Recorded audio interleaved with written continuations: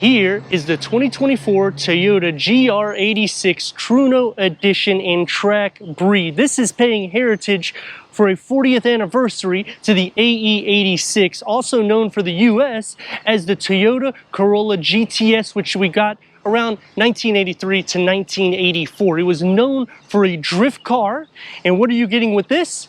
You're getting a performance-tuned Sachs dampers, upgraded Brembo brakes for the front and the rear. I'm Anthony from Hawkeye Rides, and I'm going to go over the pros and cons, the problem that I have with the GR86 Trueno Edition, and some of the comparable rivals. Starting in the front, full adaptive LED headlights and daytime runnings. The hood is going to pay heritage to that AE86 or the GTS. It's kind of like a glare protectant, but it makes it look a little bit more sporty. So the matte black will be on the hood and on the side trim with the Trueno badging, gloss black on the side handles and the side view mirror caps, all in which pay heritage to the original Toyota, except for what's housed underneath the hood, because back then it was a 1.6 liter four-cylinder. Now we've upgraded to the 2.4 liter four-cylinder boxer engine, producing 228 horsepower and 184 pound-feet of torque, paired to either a 6-speed manual transmission or a 6-speed automatic transmission. Now there is a difference, not only in PGs, but 0 to 60. When you go manual, you're getting 6.1 seconds. When you go automatic, which is what we're showcasing, it's at 6.6 seconds. Top speed at 140 miles per hour. And to show more of that heritage, it redlines all the way up to 7,500 RPMs, the same as the GTS, as well as these 18-inch 10-spoke gloss black wheels. The Brembo brakes is housing 4 pistons behind it, 2 in the rear, Sachs dampers, and if you're thinking, can you configure this on your GR86? Yes, you can. You don't have to option the Trueno Edition, as long as you got the 18-inch wheels. The side skirt's gonna flare out, pushing out the rear fenders, making it look a lot more aggressive, especially when you're going light to light to get those quick 0 to 60s. It's gonna achieve 21 mpgs for the city, 24 mpgs for the highway, and if you missed your chance to get the anniversary edition, well now, the Trueno Edition is going to fill that void with the duckbill spoiler, gloss black elements over the C-structure LED taillights, and the lower will look identical to all GR86 with reverse sensors and a reverse camera, keeping the lift back style of the traditional AE86 or Toyota Corolla GTS. Quick release, going into 6.26 cubic feet of storage. It's going to be small and a bit tight, but that is to be expected with the size of this vehicle. Underneath the floor, your pump, and you can split fold the rear bench all the way. You do have to go inside to do so, but it's a flat floor, so that will optimize space to the Trueno. We need to go inside, start it up, so you can hear that exhaust note.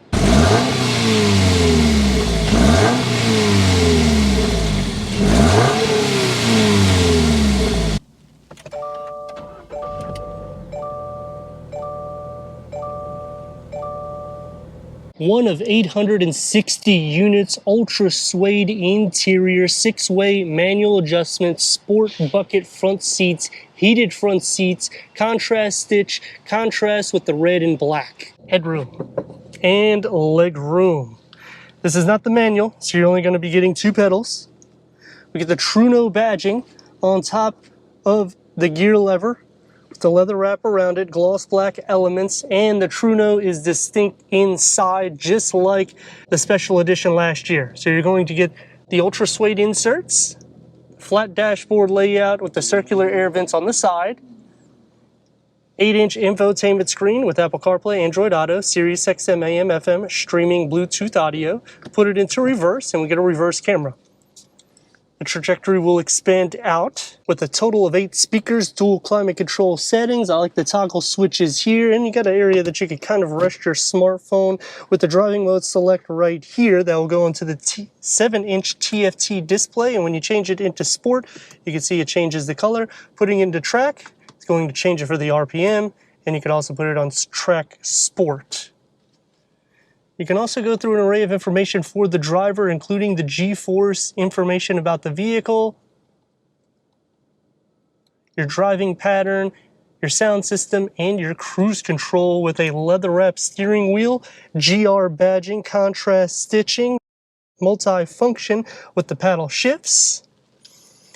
Coming back with the leather wrapped around the park brake And it's going to be soft here. That opens up into 2 cup holders, USB ports with a cup holder right here, and the key fob for the GR86 Trueno Edition. Door panel on the dash configuring together, and you get the ultra suede on the top part, soft to touch where it needs to be. Otherwise, everyday material where it needs to be for cleaning with a cup or bottle holder, and an area here that you could put your smartphone, even though it's a grab handle. To go into the back seat, you're gonna have to configure it a couple of ways. You push this, and then you slide it forward. And that's the entrance to the GR86.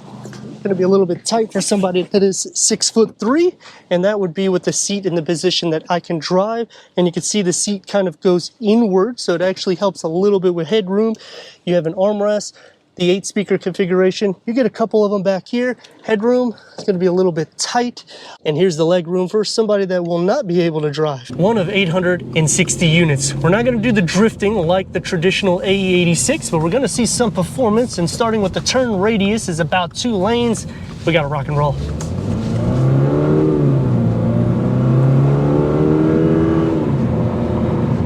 It's music to my ears. That's what that sound is. It can go all the way up to 7,500 RPM before redlining, just like the traditional AE86. I think they did a fabulous job being able to capture nearly everything of the AE86. And look at this.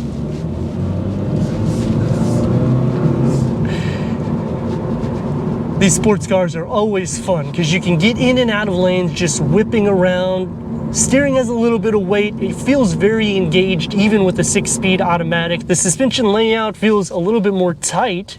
The braking is going to be a little bit better because it's Brembo brakes. And even clearance. I mean, you got over 5 inches of clearance. So day in, day out use, it's taken care of. And this is something that, it is a special edition, but just like the AE86, most of those vehicles have quite a bit of miles. Sound deadening is not going to be as good, and you do feel like you're lower to the ground, and it's going to be a little bit more of a harsh ride. It's going to take me to some pros and cons. Starting off with the pros is the interior. They knocked it out of the ballpark because it still has that classic look, and yet they have given us the anniversary edition interior elements. So if you missed it last year, now you have the chance to get the 40th anniversary of the AE86. Exterior, I like that they only offer 2 colors, and especially this track brie. It looks a lot more sporty than the traditional halo white. I would option either of the 2, but this one looks a little bit more sporty. Some other pros is the styling elements of the GR86. I mean, when you're thinking a performance style vehicle, this looks a lot more sporty than a Mini Cooper. Looks a lot more sporty than a Mazda MX-5. Now, performance-wise, isn't bad, 6.1 seconds when you go manual. But look at this thing. I mean,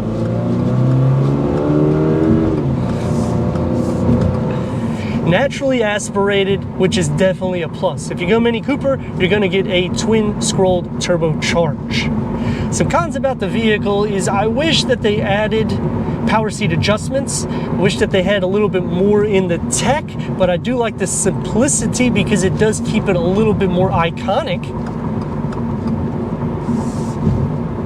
And I wish that they had a little bit more storage cubbies throughout, because you really don't have areas to put your cell phone unless you're using the cup holder area here, or you use it on the door pocket like I showed you in the interior specs. Now, is this something that you can drive on a day in and day out use? You can. It's going to be a lot more stiff of a ride. The seats don't have as much cushion, and there's not as much soft materials found throughout the interior of the cabin, but it is definitely a fun vehicle, especially if you're going light to light, or if you're going on these back-end roads and you're trying to do a little bit of performance. You can still highlight those and you're still getting great MPG. So I like that when you're going GR86, you capture the best of both worlds. And another con for me, I wish they optioned a delete for the back seat. I like that you have the ability to utilize it, but it's just very tight. It's going to be more for animals and small kids. The problem that I have with it is they only tune the suspension, the brakes. They do the same thing with the TRD, Toyota Camry for 2024. 2025, they don't even offer it. They give a catback exhaust. Here, you don't even get a catback exhaust. So just give us a little bit more performance and change up some of the styling on the exterior, because when you're just putting some decals over the vehicle, you can do this aftermarket yourself. Probably save some money. It's not going to be 860 units, but I want something that would be a little bit more towards the Trueno Edition, in the sense that I'm not able to do all this aftermarket work, and give us some more performance underneath the hood. But let me know your thoughts in the comments, and if you're new to the channel, consider subscribing. Check out the next video, merchandise, website, and Instagram. Leave a comment and a like, and I'd like to thank Gettle Stadium Toyota for giving us this 2024 Toyota GR86 Trueno Edition for our car review.